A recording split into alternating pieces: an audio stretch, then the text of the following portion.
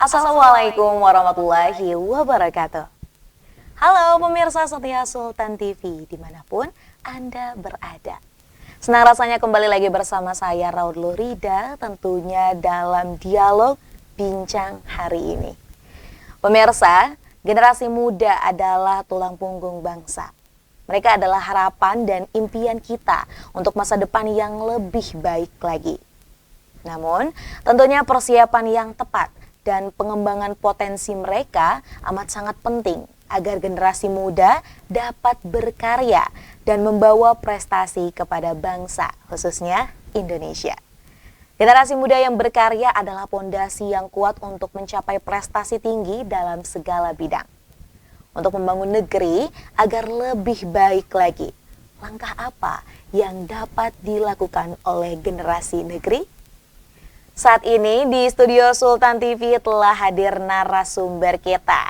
Tentunya generasi muda yang berprestasi, yaitu Farhan yang merupakan alumni dari pemimpin kader pemimpin muda nasional serta Taplai Lemhanas Republik Indonesia. Kita sapa terlebih dahulu. Assalamualaikum Farhan. Waalaikumsalam Kak Rida. Apa kabar nih Han? Kabar baik. Kalau misalkan kakak sendiri gimana? Alhamdulillah baik Luar juga. biasa. Dan tentunya terima kasih sudah datang siang hari ini ke studio Sultan TV. Kita ngobrol-ngobrol nih ya. Boleh. Mengenai prestasi yang ini juga sudah dilakukan oleh Farhan. Tadi ada sedikit kesalahan ya dalam pengucapan jabatannya yang merupakan alumni PKPMN Kemenpora. Betul. Dan juga Taplai Lemhanas Republik Indonesia. Betul ya? Betul. Oke, nah pemirsa kita akan berbincang-bincang. Pasti juga ini banyak generasi muda yang belum tahu juga nih Han, terkait dengan apa sih gitu ya tadi yang gelar yang dimiliki oleh Farhan. Dan siapa tahu juga ini dapat menjadi motivasi untuk khususnya generasi muda yang ada di Banten. Nah langsung aja nih ya Han ya, sebenarnya apa sih itu PKPMN Kemenpora?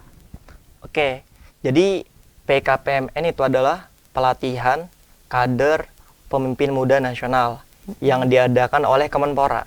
Jadi tujuannya adalah untuk melatih pemimpin-pemimpin bangsa. Apatah lagi saat ini kan kita mulai memasuki bonus demografi, yang artinya generasi muda ini mempunyai peran yang sangat penting sekali. Agar apa? Agar terciptanya Indonesia Emas itu tersebut. Oke. Dengan cara pelatihan tadi, kita dibimbing, kita diberikan berbagai materi dan sebagainya untuk basic kita, untuk bekal kita agar menjadi pemimpin di masa depan nanti gitu. Oke, jadi ini sebenarnya merupakan program dari Kemenpora. Betul. Lalu, apakah ada kaitannya dengan kegiatan Taplai Lemhanas Republik Indonesia atau justru berbeda nih?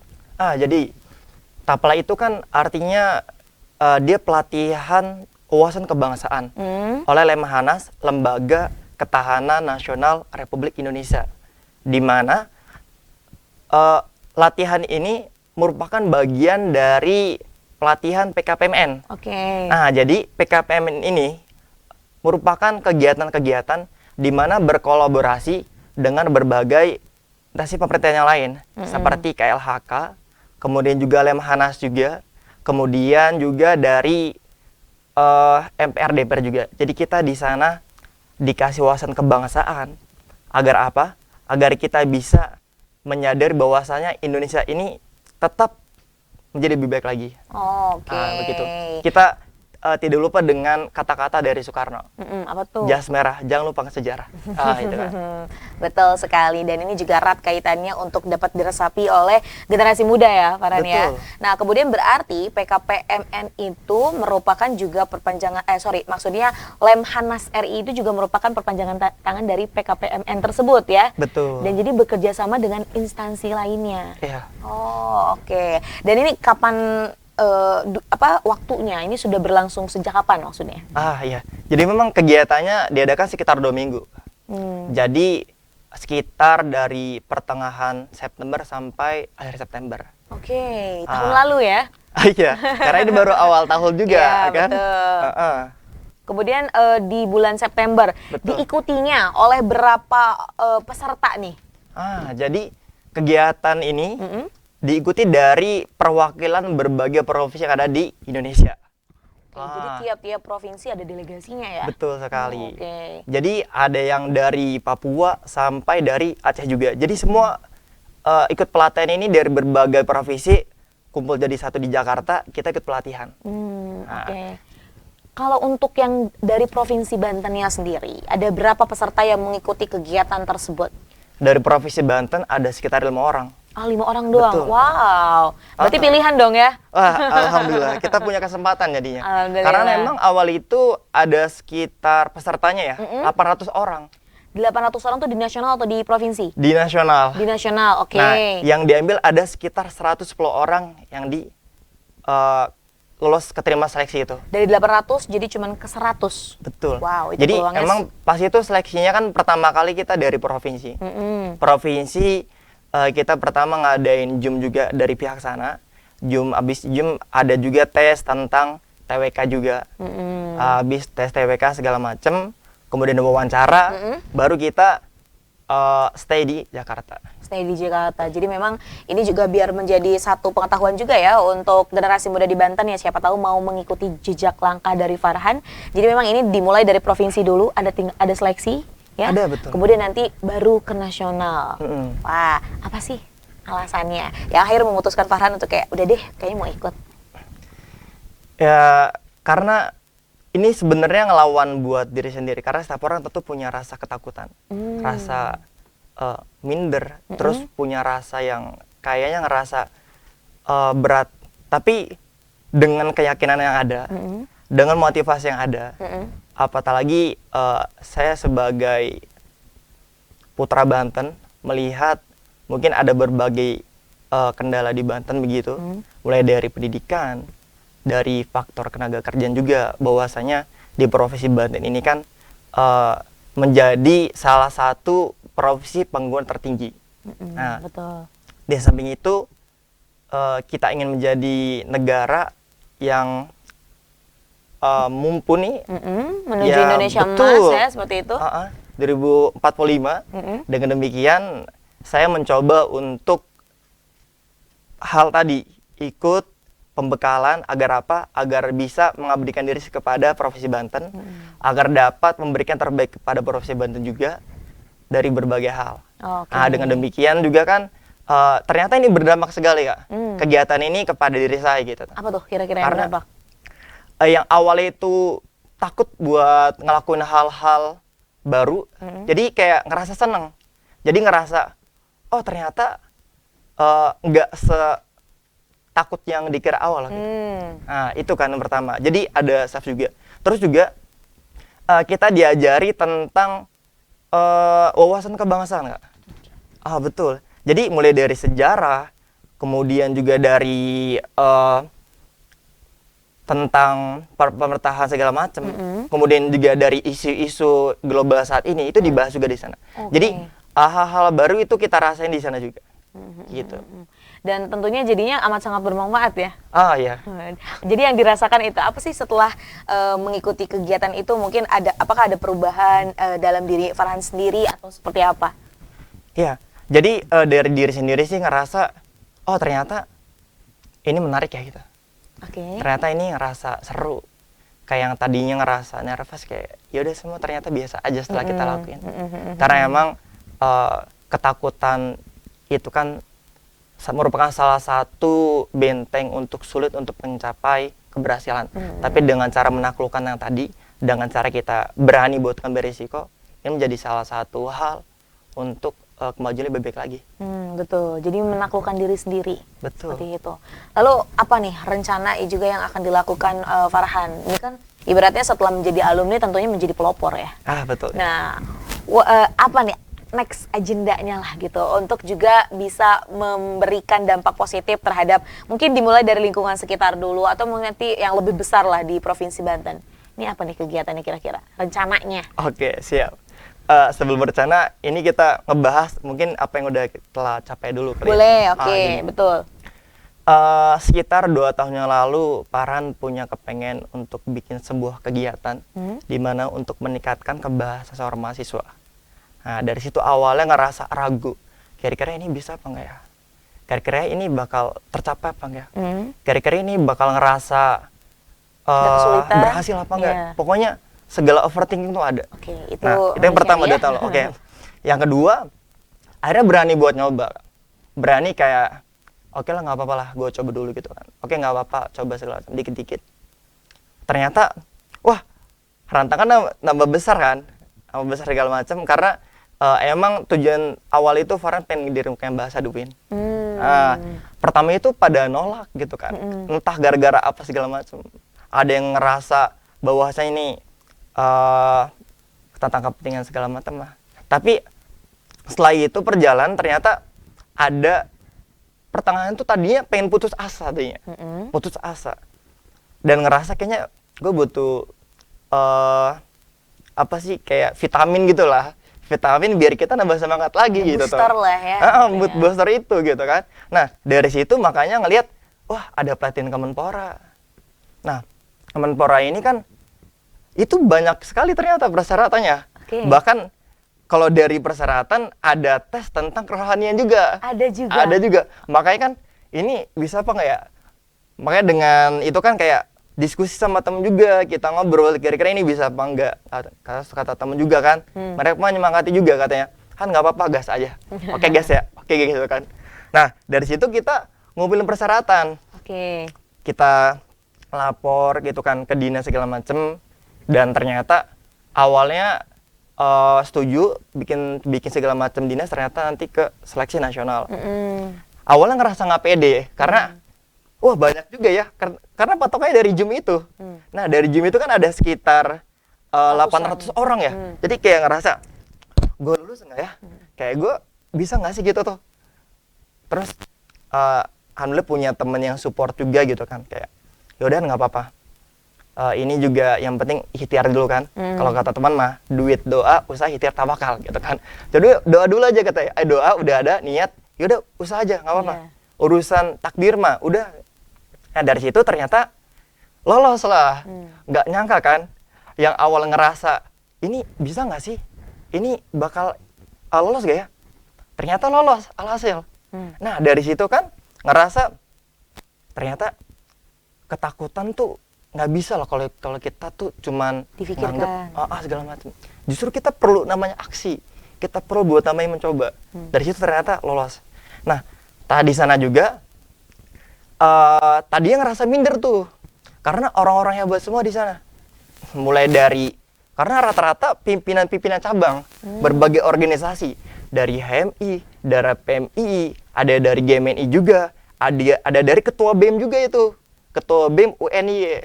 Jadi banyak background lah ya seperti Betul. itu. Jadi pertama ke sana ngerasa, wah ternyata gue masih kurang banget segala macam. Dari pertama ketakutan, nyoba lagi tuh, udahlah. Yang namanya belajar gitu kan. Pasti ada masanya kita bakal dibawa, bakal ada atas juga, ikuti prosesnya. Jadi selama berlangsung ternyata seru juga ngobrol sama mereka. Jadi kepikiran kita jadi kebuka. Jadi ngerasa, oh ternyata gue harus ini segala macam. Kayak gerakan-gerakan tuh kita belajar di sana. Konsep segala macam. Nah dari situ kita ngerasa setelah dari yang tadi alhasil punya visi yang awal tadi yang ngerasa oke bahasa bisa apa enggak ya berdiri.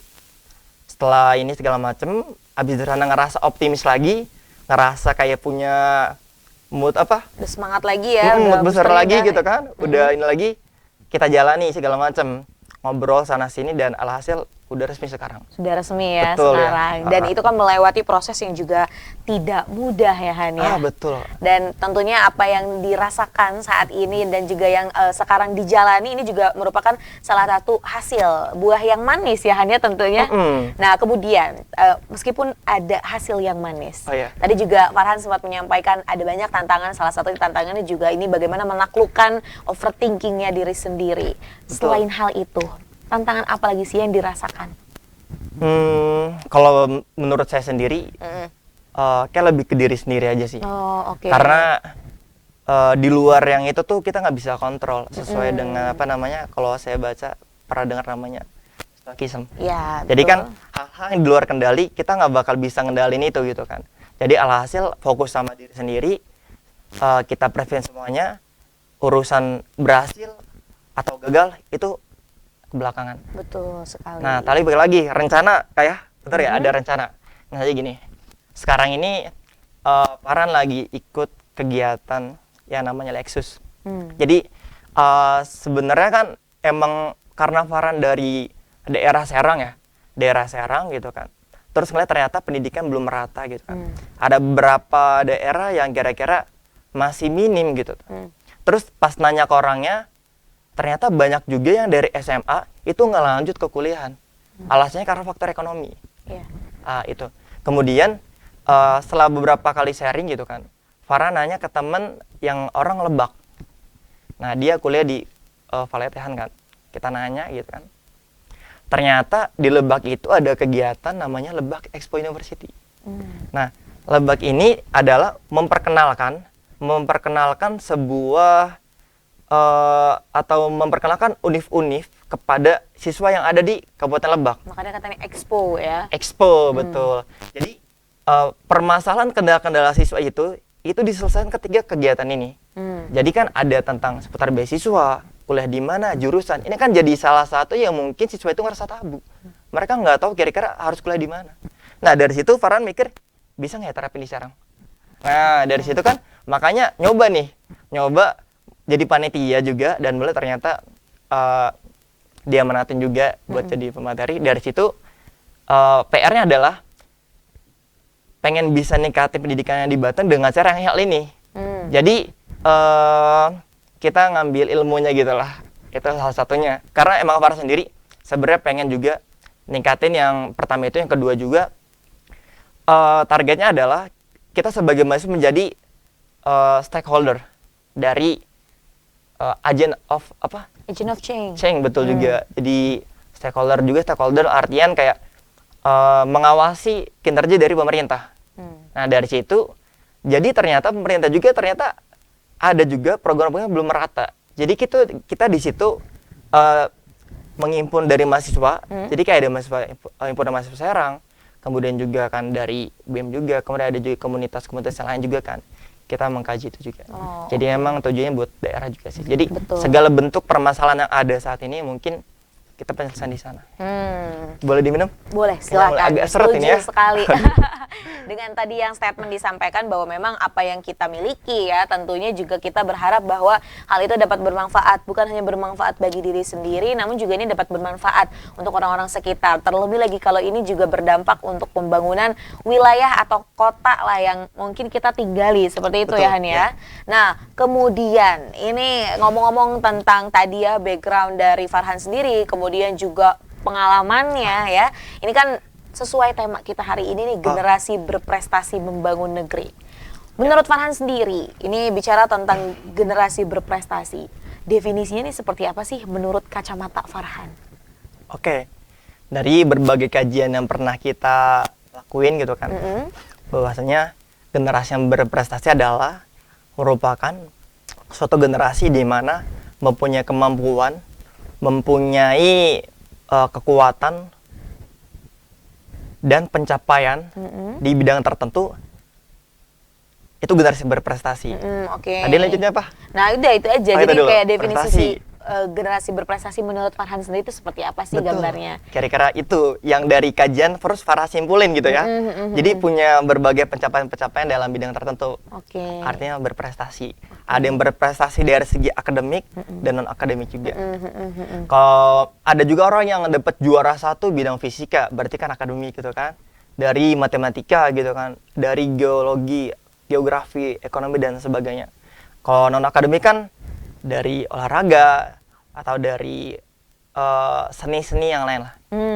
Betul. Jadi itu definisi generasi berprestasi menurut Farhan adalah seseorang yang memiliki kemauan, ya. Betul, ya. Itu juga tadi memiliki kekuatan, serta juga tadi yang terakhir Farhan menyatakan bahwa memiliki pencapaian, dan pencapaian itu ada banyak ya. Dan pencapaian sebenarnya tidak hanya diukur dengan pencapaian versi orang lain. Ya. Ya tiap diri sendiri pasti kita punya ibaratnya versi pencapaian masing-masing. Betul gitu. Nah, kalau ngomong tentang generasi berprestasi Han, dan kita juga tahu sekarang nih zaman digitalisasi, Ya. kemajuan teknologinya amat sangat pesat dan itu merupakan salah satu peluang. Ya, Nah, betul. kira-kira ini selain hal tersebut peluang apalagi sih yang ini tuh sebenarnya bisa banget dimanfaatkan oleh generasi muda untuk dapat berprestasi dan membangun negeri? Oke, seiring berjalannya waktu, kemudian juga arus teknologi semakin cepat juga kan segala macam. Artinya kita udah masuk ke era society, Ya. di mana teknologi menjadi bagian dari hidup manusia. Tapi memang ada beberapa kendala Kak, karena mungkin karena beberapa faktor juga ya. Jadi ada dari karena COVID-19 gitu kan, artinya teknologi semakin berkembang juga gitu tuh. Nah, terus kendala ini salah satu adalah mungkin karena teknologinya seru, maka hiburan jadi seru juga. Jadi mungkin ada beberapa orang yang ngerasa bahwasanya ini mulai terlena sama teknologi, kayak dia lebih banyak scroll gitu kan, kemudian main video game segala macem. Tapi di samping ada hambatan itu, ternyata ada yang peluang besar juga Kak. Karena emang zaman sekarang ini prestasi di bidang saat ini semakin lebih terbuka. Betul. Kemudian juga banyak juga hal-hal dari tadi tuh bisa dijadikan hobi dan bisa dapat benefit juga gitu kan. Karena emang kalau dari kacamata saya sendiri gitu kan, bahwasanya hal ini itu menjadi peluang yang besar karena semua orang bisa mengakses, semua orang bisa mendapatkan informasi dengan secara cepat juga dan akurat juga bahkan. Betul. Tapi emang perlu kita hindari berbagai informasi yang mungkin kita tidak tahu kira-kira sumber dari mana gitu kan. Nah, prestasi yang tadi selain itu bisa digunakan juga untuk dalam artian Seperti apa nih mau dikemasnya? Jadi dapat dimanfaatkan. betul, kita bikin konten itu jadi suatu prestasi juga sebetulnya. Mengapa? Karena dari konten itu bisa mendapatkan cuan juga. Ya, Itu kan benefitnya ada benefitnya lagi. ada juga Betul. gitu kan. Itu kan sebenarnya jadi pencapaian juga jadi sekarang ini kan. Nah, karena kalau zaman dulu mungkin prestasi itu kayak kita dapat juara, itu emang prestasi, emang itu dia benar ada padanya. Tapi zaman sekarang kan zaman semakin luas juga. Setiap orang itu berhak atau setiap orang itu bisa mendapatkan benefit, itu jadi suatu prestasi juga. Salah satunya dari konten tadi, dia membuat hal-hal segala macam. Artinya kan dia menjadi banyak followersnya, dia diundang dari jadi endorse dan segala macam, itu kan jadi prestasi juga. Artinya prestasi itu kira-kira ini bagus juga kalau misalkan dipakai untuk suatu pendidikan. Jadi orang terkenal tadi segala macam itu mulai untuk mengedukasi. Karena kan zaman ada target slogan mencapai Indonesia Emas 2045. Tentunya hal ini harus bisa mencapai target dari berbagai banyak hal. Karena Indonesia Emas kan artinya harus bisa melebihi dari berbagai kriteria. Mulai dari anak mudanya, dari ekonominya, dari pendidikannya, dari semua hal. Berarti kan kalau dari sini kan dari teknologinya. Jadi semakin banyak orang seperti itu, maka semakin banyak orang untuk menggunakan kemajuan dari segi teknologi. Nah itu. Setuju. Jadi memang kalau yang tadi juga disampaikan Farhan, memang nyatanya pencapaian itu kan bukan hanya soal menjadi juara. Betul. Tapi ada banyak sekali versi-versi pencapaian dari orang lain tersebut ya. Betul. Dan tadi untuk berprestasi ada banyak caranya juga pemirsa, dan tentunya bagi generasi muda khususnya di Banten nih ya. Jadi jangan malah menggunakan teknologi yang ada nih menuju jalan yang tidak benar ya, seperti itu. Namun ini bisa dimanfaatkan dengan sebaik-baiknya. Nah, ini masih berkenaan juga Farhan Ya. dengan tadi ya, salah satunya pencapaian dan juga generasi berprestasi. Kira-kira keterampilan, nah ini yang harus dimiliki oleh generasi muda nih agar bisa bersaing di dunia global nih seperti apa menurut Farhan? Oke, keterampilan ya. Memang keterampilan menjadi salah satu hal penunjang untuk mencapai kesuksesan. Apalagi sekarang udah mulai masuk ke zaman teknologi kan, artinya persaingan menjadi semakin ketat, semakin kuat juga gitu kan. Nah, memang keterampilan itu kan salah satu hal adalah dari soft skill kalau menurut Farhan. Karena menurut Farhan ini soft skill merupakan hal yang sangat berharga. Kayak public speaking itu kan soft skill juga. Kemudian juga dari segi keterampilan mengatur waktu, gitu kan, cara manajemen segala macam, ini jadi soft skill juga. Keberanian juga menjadi soft skill, komunikasi yang baik. Karena Farhan pernah dengar masukan dari wakil rektor di UIN juga kan pas dalam kegiatan itu, bahwasanya di era saat ini, era kita perlu namanya menguasai 4 hal, 4C kalau nggak salah. Apa tuh? Pertama adalah communication, komunikasi. Komunikasi menjadi salah satu hal penting karena apa? Karena untuk mencapai yang tujuan lebih besar lagi, tentu membutuhkan komunikasi yang baik. Maka komunikasi menjadi hal penting juga. Yang kedua adalah creativity. Creativity ini berdampingan erat dengan inovasi. Jadi kalau anak muda itu mempunyai kreativitas yang tinggi, kalau anak muda itu mempunyai inovasi yang tinggi, maka kan akan menimbulkan hal-hal yang baru gitu. Oke. Contoh adalah sekarang, kalau misalkan nggak ada inovasi, mungkin HP sekarang ini kan masih tombol gitu. Nah, sekarang udah layar lentuk kan karena ada inovasi juga. Kemudian juga ada ruang guru gitu kan, ada segala macam bentuk hal, itu kan menjadi bentuk dari inovasi gitu. Yang ketiga ada collaboration. Nah, jadi kolaborasi ini menjadi hal yang sangat penting sekarang, Kak. Kenapa? Karena dengan berkolaborasi bisa mengefisiensi, bisa mempercepat suatu pencapaian bersama. Nah, dengan berkolaborasi, contoh, ada orang pengen sukses, pengen bisa dapat segala macam kan. Tentu dia butuh berkolaborasi dengan berbagai temannya. Jadi teman A, B, C segala macam, itu kita satuin pikiran segala macam, kira-kira apa segala macam, sama-sama capai tujuan bersama. Nah, kira-kira itu. Di hal itu ya, ada 4C ya betul. jadinya. Dan ini juga ya, tadi yang disampaikan juga ini amat sangat, kalau misalnya kita dapat aplikasikan ke dalam hidup kita, ini juga hidup kita akan terasa lebih terarah ya tentunya. Nah, baik Farhan, tidak terasa, sudah 30 menit nih kita berbincang. Memang kalau ngobrol-ngobrol asyik begini, kemudian juga membahasnya topik-topik yang memang relate sama generasi muda, ini kita suka nggak tahu waktu seperti itu, Han. Nah, tapi ini sebelum menutup perjumpaan kita hari ini, boleh Han disampaikan closing statement kepada pemirsa setia Sultan TV terkait tema kita hari ini, generasi berprestasi membangun negeri. Silakan. Baiklah, pesan dari saya sendiri bahwasanya sebagai anak muda tentunya mempunyai peran sangat penting untuk membangun bangsa. Mengapa? Karena anak muda ini menjadi agent of change. Anak muda menjadi penerus pemimpin saat ini. Seperti dikatakan bahwasanya Syubbanilum Rijal God. Pemuda hari ini menjadi pemimpin esok hari. Maka jika pemuda-pemudanya ini mempunyai kreativitas yang tinggi, pemudanya mempunyai semangat yang tinggi, kemudian peduli kepada bangsa, ini menjadi hal yang penting untuk bisa mencapai Indonesia Emas tahun 2045 itu.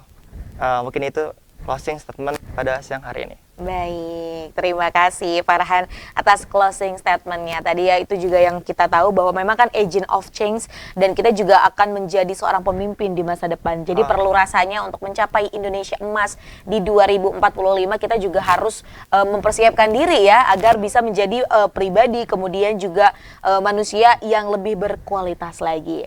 Terima kasih Farhan. Oh ya, siap. Terima kasih juga ini udah kita berbincang-bincang sharing Seru pada sekali. siang hari ini kan. Betul sekali, dan semoga juga ini perbincangan kita hari ini dapat bermanfaat. Kita tutup, Amin. Farhan, perjumpaan kita hari ini. Iya, boleh. Sehat dan sukses selalu. Amin. Tentunya, dan semoga nanti bisa berbincang lagi di Sultan TV. Iya, siap. Terima kasih. Baik, pemirsa setia Sultan TV dimanapun Anda berada.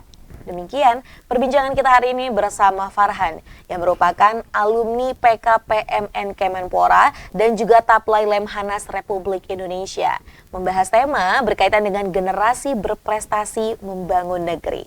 Ada banyak hal yang tadi kita bicarakan dan semoga hal-hal tersebut dapat bermanfaat serta berkelanjutan. Saya, Raud Lorida, dan segenap kru yang bertugas pada hari ini mengucapkan terima kasih, pamit undur diri. Sampai jumpa. Wassalamualaikum warahmatullahi wabarakatuh.